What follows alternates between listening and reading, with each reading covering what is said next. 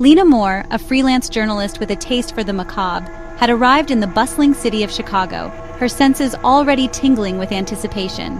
Her mission, a self-assigned one, mind you, was to investigate the infamous Archway Hotel, a place whispered about in hushed tones, a place supposedly dripping with urban legends darker than the city's deepest shadows.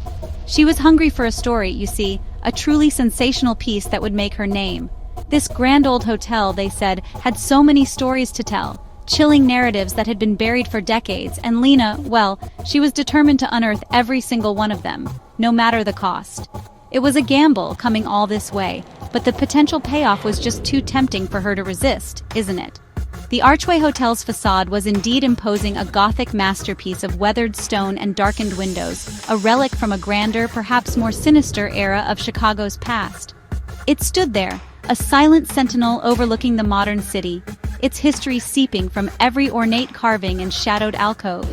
Stepping into the lobby, Lena was met with an air of faded opulence. Crystal chandeliers hung like frozen tears, their light casting long, dancing shadows on the marble floors, and the air was thick with the scent of polish and something else, something old and faintly unsettling. Despite the grandeur, an underlying chill permeated the space, a coldness that had nothing to do with the Chicago wind outside. Lena felt a thrill, a familiar frisson of excitement mixed with a nascent dread, the unmistakable sensation of stepping directly into the heart of the very legends she so avidly chased. Checking in was an experience in itself, a slow, deliberate process. The concierge, an elderly gentleman named Mr. Allister, with eyes that seemed to hold the weight of centuries and secrets too numerous to count, offered her a smile. But this smile, it didn't quite reach his ancient eyes, did it? It was a mere stretching of the lips, a polite formality that felt hollow. "Room 412, Miss Moore," he'd announced, his voice a dry, rustling whisper, like autumn leaves skittering across a forgotten tombstone. "We do hope you enjoy your stay with us." His words, though courteous, carried an odd resonance, a subtle warning that Lena, in her eagerness, almost missed, but a small part of her registered it, tucking it away for later. Once in her room, Lena quickly unpacked her essentials. Her trusty voice recorder, a collection of well-worn notebooks, and an array of pens, all ready for action. The city hummed its vibrant song outside her window, a stark contrast to the atmosphere within the Archway. Inside these ancient walls, a different kind of pulse seemed to beat, a slow, heavy, almost imperceptible rhythm, the heartbeat of buried secrets and forgotten sorrows. She could feel it, this undercurrent of the unseen. Lena was here to listen, to document, to expose. She was ready to delve into the hotel's dark past, little knowing that the hotel was equally ready to delve into her. The main elevator of the Archway was a true antique, a magnificent cage of ornate tarnished bronze and faded crimson velvet, its grandeur hinting at a bygone era of opulence. Lena stepped inside, the heavy door sighing shut behind her with a disconcerting finality. The air within was close, filled with the cloying scent of old wood, dust, and something else, something metallic and faintly, disturbingly, sweet, like overripe fruit left to decay. She pressed the button for the 4th floor, her temporary home in this labyrinth of secrets. The journey upwards began with a shuddering groan, a protest from the aged machinery that seemed to echo through the very bones of the hotel. As the lift ascended, its movements jerky and unsettling, the panel of floor buttons flickered erratically, the lights wavering like dying candle flames. For one fleeting, heart-stopping second, a button she hadn't noticed before illuminated with a sickly yellow glow. 7. Lena blinked, her mind racing. She was certain, absolutely positive, that the hotel directory in the grand lobby and the smaller laminated one resting on the desk in her room clearly stated that the Archway possessed only 6 floors. This 7th floor button, it couldn't be real, could it? It must have been a trick of the ancient wiring, she tried to reassure herself. A mere electrical ghost in the machine, nothing more. Later that evening, driven by a nagging curiosity she couldn't quite shake, Lena found herself compelled to take the elevator again, this time with a specific purpose. She rode it down to the lobby and then back up, her eyes fixed intently on the button panel. But the mysterious 7 was nowhere to be seen. It was gone, vanished as if it had never existed. She even ran her fingers slowly, carefully, over the smooth, cold metal surface where she thought she had seen it glow. Nothing. Just blank, unresponsive metal stared back at her. Had she truly imagined it? The hotel was undeniably old, positively ancient, full of strange quirks and unsettling noises. Or, a more chilling thought began to form. Was it something more deliberate, something more sinister? A tiny seed of profound unease, sharp and cold, planted itself deep within Lena's mind, beginning to sprout insidious roots. This was precisely the kind of inexplicable detail, the type of unsettling anomaly that formed the fertile ground from which urban legends and ghost stories grew with such terrifying vigor. A phantom floor, existing only in fleeting glimpses and whispered rumors. Her journalistic instincts, honed over years of chasing shadows, tingled with a mixture of excitement and apprehension, even as a colder, more primal sensation, a trickle of pure dread, snaked its way down her spine. The archway was already beginning to play its games with her, it seemed.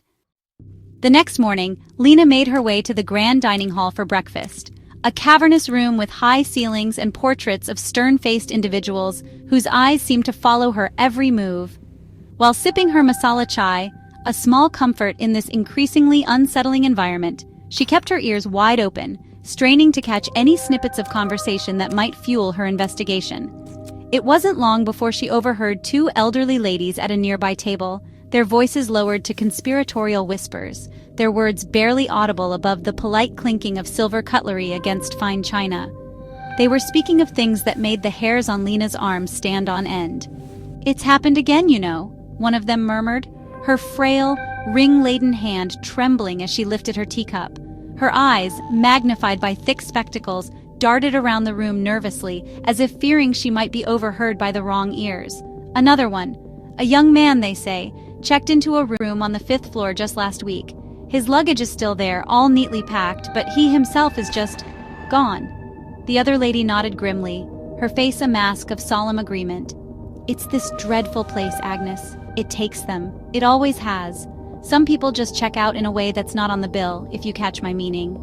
Later that day, armed with this disturbing snippet of gossip, Lena approached the front desk, attempting to sound casual, like any other curious guest. "Excuse me," she began, addressing the new clerk on duty, a young woman whose smile was stretched a little too tightly across her pale face. "I couldn't help but overhear some talk this morning. Something about a missing guest?" The clerk's smile faltered for a mere instant before snapping back into place, harder this time. "Absolutely not, madam," she denied, her voice flat and devoid of emotion. "Everyone who is supposed to be here is accounted for. Those are just silly, baseless rumors. You know how these old hotels are, they attract such stories." Her denial was far too quick, too perfectly rehearsed, wasn't it? It was becoming abundantly clear to Lena that the staff of the Archway were actively engaged in a cover-up, a conspiracy of silence. The air of secrecy was no longer just a feeling. It was palpable, as thick and suffocating as the dense Chicago smog that sometimes rolled in from the lake. Disappearances, a phantom floor that blinked in and out of existence, whispers of people vanishing without a trace. Lena felt a shiver trace its way down her spine. She was standing on the precipice of something far more complex and terrifying than a simple run-of-the-mill ghost story. This hotel wasn't just haunted, it was a hunter. Driven by an insatiable curiosity that now bordered on obsession, Lena resolved to explore the more neglected, less frequented parts of the Archway Hotel. The glossy brochure in her room had mentioned a heritage wing, a section of the hotel that was mostly unused these days, preserved as a sort of time capsule, filled with dusty antique furniture, cobweb-draped chandeliers, and portraits of stern-faced founders whose painted eyes seemed to hold 1,000 untold secrets. It was the perfect place, she thought, to find something that the polished facade of the main hotel might be hiding from its guests. She felt that the truth was lurking somewhere in the shadows. It was in a small, forgotten reading room on the quiet, almost deserted 2nd floor, a room that smelled of decaying paper and forgotten memories, that she made her discovery. Tucked away behind a loose, creaking floorboard that she had accidentally kicked while navigating the cluttered space, something glinted dully in the dim light filtering through a grimy window. Lena knelt, her heart beginning to thrum with a nervous rhythm.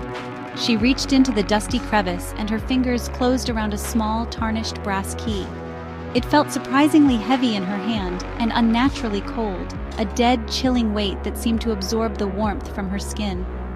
Tied to its ornate ring with a piece of brittle, faded ribbon was a small, equally tarnished metal tag. The inscription on the tag was faint, almost rubbed away by the passage of time, but as Lena held it closer to the weak light, her breath caught in her throat. The letters, though worn, were still discernible. 7F. Her heart hammered against her ribs like a trapped bird. The 7th floor. It was real. Or at least it had been real at some point in the hotel's long and shadowed history. This key was the proof she had been so desperately seeking, a tangible link to the mystery. This forgotten key was more than just a piece of old metal. It was a tangible link to a forbidden history, a physical manifestation of the hotel's deepest, darkest secret. Its very existence was a contradiction to everything the staff had insisted upon. Why was it hidden away so carefully, as if to prevent anyone from ever finding it? Why the vehement denials about a 7th floor? The Archway Hotel, Lena was beginning to understand, was not just old and filled with quaint eccentricities. It was actively, malevolently, concealing a part of itself. A dangerous, predatory part, Lena suspected, and this key was her only way to unlock its terrifying truth. Back in the supposed safety of her room, number 412, things began to feel distinctly wrong. The subtle unease that had been my constant companion since arriving at the Archway started to intensify, twisting into something more tangible, more personal. I went into the ornate, slightly too large bathroom to wash my hands, my mind still reeling from the discovery of the key. As I glanced up at my reflection in the antique silver-backed mirror above the basin, I froze. My reflection, the Lena in the glass, blinked a fraction of a second after I did. My blood ran cold. I stared, heart pounding in my chest like a drum, and tried it again, blinking deliberately. This time, it was normal. Had I been tired? Was the stress finally getting to me? Or was the hotel showing its true colors? Later that evening, while attempting to type up my notes on my laptop, I happened to glance at the small digital clock on the bedside table, 10:17 p.m. I became deeply engrossed in my writing, the words just flowing as I tried to piece together the unsettling puzzle of the Archway, losing all track of my surroundings. What felt like at least an hour must have passed, filled with focused work and the clatter of keys. When I finally looked up again, a chilling sensation washed over me. The clock still read, with unwavering digital certainty, 10:17 p.m. Time itself, within these cursed walls, seemed to be warping, bending to the malevolent will of the hotel, stretching and stuttering like a damaged film reel. The very architecture of the hotel seemed to conspire against me. I would walk down a long, dimly lit corridor, turn a corner I was absolutely certain I had passed only moments before, only to find myself inexplicably back where I had started, the same faded painting staring back at me. Corridors seemed to subtly shift their lengths when I wasn't looking, and doors appeared where none had been before. The intricate patterns on the flocked wallpaper seemed to writhe and twist if I stared at them for too long, creating these dizzying, nauseating optical illusions. Was I truly losing my mind? Or was the hotel actively playing cruel, disorienting tricks on my besieged senses? The oppressive weight of isolation was beginning to set in, heavy and suffocating. I mean, I'm a journalist after all, trained to observe meticulously, to remain objective and detached in the face of the unusual. But how could I possibly maintain objectivity when my own senses were so blatantly betraying me, when the very fabric of reality within these ancient, malevolent walls felt frayed, unreliable, and actively hostile? The Archway Hotel was not just haunted by spirits of the past, it was a living, breathing entity, and it was demonstrating with increasing clarity that it did not appreciate my prying. It was a proper, scary situation, no doubt. The nights in the Archway transformed from merely unsettling to, actively terrifying. Sleep, when it finally came, offered little respite, my subconscious mind conjuring disjointed, anxious dreams filled with endless, looping corridors, doors that refused to open, and that suffocating feeling of being watched by unseen eyes. When I was awake, lying rigid in the darkness, the oppressive silence of my room would often be broken by faint, almost inaudible sounds that seemed to emanate from the very structure of the hotel itself, like the building was trying to communicate its sinister intentions. These were not the usual creaks and groans of an old building settling. Whispers. They were soft, sibilant, like dry autumn leaves skittering across a cold pavement, or like secrets being shared in the dead of night. At first, I couldn't make out any distinct words, just a rustling murmur that seemed to slither around the edges of my hearing, always just out of focus. Then, with a sudden chilling clarity that made my skin crawl and my heart leap into my throat, I heard it. Lena. It was a mere breath of a sound, a whisper carried on no discernible breeze, seeming to come from the ancient walls themselves, from the deepest shadows that pooled in the corners of my room, from the very air I was breathing. I would sit bolt upright in my bed, my body drenched in a cold sweat, my blood running like ice water through my veins, my eyes frantically scanning the impenetrable darkness of the room. Nothing. There was never anything there. Just the heavy, oppressive silence of the archway pressing in on me from all sides, a silence that felt alive, watchful. The disembodied whispers would then call my name again, Lena, sometimes sounding like a distant, mournful plea for help, other times like a sinister, almost seductive invitation into the unknown depths of the hotel's darkness. It was enough to make anyone go mad, truly. Shadows, darker than the ambient gloom, danced and flitted in the periphery of my vision, too quick to catch, like dark, silent birds darting just out of sight, always just beyond my direct gaze. The constant, unnerving feeling of being watched, of unseen presences observing my every move, was a heavy, invisible weight on my shoulders, a burden that grew heavier with each passing hour. Lena Moore, the intrepid journalist, was no longer just an impartial investigator of strange phenomena. I was rapidly, terrifyingly becoming an unwilling participant, a central figure in the hotel's ongoing, horrifying drama. What a terrible fix I'd gotten myself into. The tarnished brass key, labeled 7F, felt like a burning coal in my pocket, a constant, nagging reminder of the forbidden knowledge it promised and the terrible risks involved. The insidious whispers that called my name, the disorienting shifts in reality that made me question my own sanity, the thinly veiled lies and evasions of the hotel staff, every unsettling incident, every chilling clue, all pointed inexorably upwards towards that non-existent phantom 7th floor. My well-honed journalistic instinct, the drive to uncover the truth at any cost, was now locked in a desperate battle with a primal, deeply ingrained urge to flee, to escape the archway's clutches before it was too late. But honestly, I had to know. The mystery was a hook, and it was lodged deep. Late one night, when the ancient hotel had finally settled into its deepest, most unnerving quietude, when the long corridors were deserted and the only sounds were the creaks and groans of the old building breathing around me, I made my fateful decision. I had to confront the source of the hotel's malevolence. I slipped silently out of my room, the cold metal of the 7F key clutched tightly in my trembling hand, my heart a frantic drum against my ribs. The main elevator, with its ornate bronze and unreliable buttons, was out of the question. It felt too exposed. But I remembered seeing an old service elevator tucked away near the kitchens during one of my earlier explorations, a relic from a bygone era, rarely used and mostly forgotten.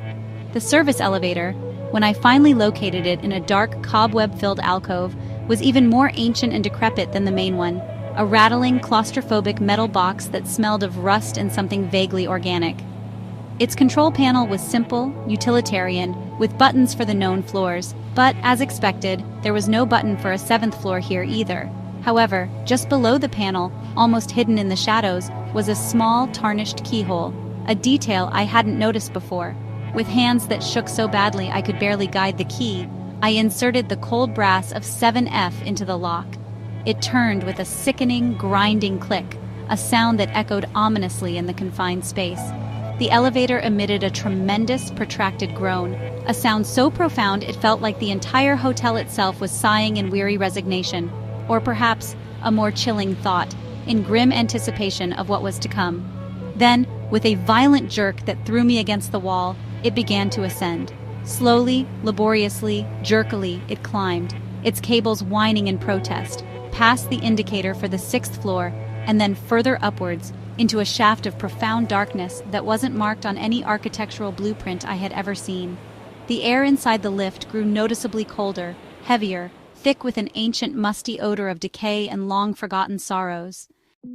The ancient service elevator doors creaked open with a sound like a coffin lid being pried apart, revealing a scene of such utter desolation and despair that I felt my breath catch in my throat. This was no grand, forgotten hotel floor waiting to be rediscovered. This was a place of profound decay, a festering wound in the heart of the archway. Wallpaper, once perhaps elegant, now peeled from the walls in long, leprous strips, revealing dark, moisture-stained plaster beneath, like diseased skin. Furniture, what little remained, was overturned, broken, and draped in cobwebs so thick they looked like burial shrouds, glistening faintly in the dim, eerie light that seemed to emanate from no discernible source. A chilling, unnatural silence hung heavy in the air. A silence so profound it felt like a physical presence, broken only by the rhythmic, maddening drip, drip, drip of water from some unseen, persistent leak nearby. The doors to the rooms on this floor stood ajar, gaping like silent, screaming mouths. Peering inside, I saw they were filled with the decaying detritus of forgotten lives. A single, forlorn child's shoe lying in a dusty corner, a faded, silver-framed photograph of a smiling family now obscured by grime, a battered suitcase spilling forth rotted, moth-eaten clothes. It was as if people had simply vanished mid-moment, their lives abruptly, inexplicably extinguished, leaving behind only these pathetic remnants. Faint, translucent figures flickered at the very edges of my vision, their forms indistinct and wavering like heat haze rising from a summer road. Their faces were blurred, their features impossible to discern, their spectral bodies moving with a slow, mournful grace. They didn't seem to notice me, nor did they interact with their surroundings. They just drifted, trapped in their own silent, endless loops of sorrow and regret, replaying forgotten moments from their lost lives. These, I realized with a dawning, sickening horror, were the forgotten ones. The guests who had checked into the archway over the decades and had never, ever checked out. They were the hotel's permanent residents. I understood then, with a clarity that was both terrifying and absolute. The 7th floor wasn't just a hidden level or a forgotten relic of the past. It was a meticulously designed trap. It was a limbo, a hungry, parasitic space existing between the cracks of reality, specifically designed to ensnare and consume. It drew in people whose lives had thinned, individuals who had become disconnected from the world outside, those who were simply forgotten by friends, family, and society. Their essence, their memories, their very souls fed this malevolent place, keeping it alive, hidden, and perpetually hungry for more. And I, the curious journalist, had walked right into its waiting maw. Panic, cold, sharp, and utterly overwhelming, finally pierced through my carefully constructed journalistic resolve, shattering my composure into a million terrified pieces. I had to get out, escape this nightmarish charnel house before it claimed me too. I spun around, my eyes wild with fear, and lunged back towards the service elevator, my only hope of retreat. But the heavy metal doors were now sealed shut, as if welded into place. The call button dark, cold, and utterly unresponsive to my frantic, desperate jabs. The key, the 7F key that had been my passport to this hell, was gone from my pocket, vanished as mysteriously as the floor itself had once appeared. I raced down the decaying hallway, my footsteps echoing unnaturally in the oppressive silence, yanking frantically at doorknobs, searching desperately for a staircase, any alternative way out of this horrifying trap. But the corridor seemed to stretch endlessly before me, a disorienting, repeating pattern of peeling wallpaper and locked doors. The doors I did manage to force open only led to more decaying, empty rooms, each one a silent testament to a life unmade, a soul consumed. My reflection in a grimy, cracked mirror I passed showed a face that was pale, indistinct, my features already seeming to fade, to blur at the edges, as if the hotel was literally beginning to erase me. The whispers, once faint and distant, now called my name with a hungry, chilling familiarity. Lena, you're one of us now. My eyes fell upon a tattered newspaper lying on a rotting, three-legged table in one of the rooms. The date on its masthead was smudged and difficult to read, but I could still make out the year 1927. In another room, a different newspaper, equally yellowed and brittle, bore the date 1954. Time, I realized with a fresh wave of despair, was a meaningless, fluid concept here on the 7th floor. It was a stagnant pool where moments from different eras coexisted in a horrifying, jumbled miasma. I felt my own memories, my vibrant life outside the cursed walls of the archway, my purpose for being there, even my own name, all dimming, becoming hazy and indistinct, like a dying ember losing its glow. Lena Moore, the ambitious freelance journalist who had come seeking a sensational story, was now becoming just another whisper in the eternal darkness, another fading shadow destined to drift endlessly along the corridors of the 7th floor. My story, the chilling exposé I had hoped to write, was now my own unwritten, unheard epitaph, a silent scream lost in the belly of the beast. The Archway Hotel had claimed another forgotten soul, adding me to its spectral collection. And the vibrant, bustling city of Chicago, just outside its imposing stone walls, would never even know I was missing. My erasure was swift, silent, and horrifyingly complete. My final checkout was one I would never sign for.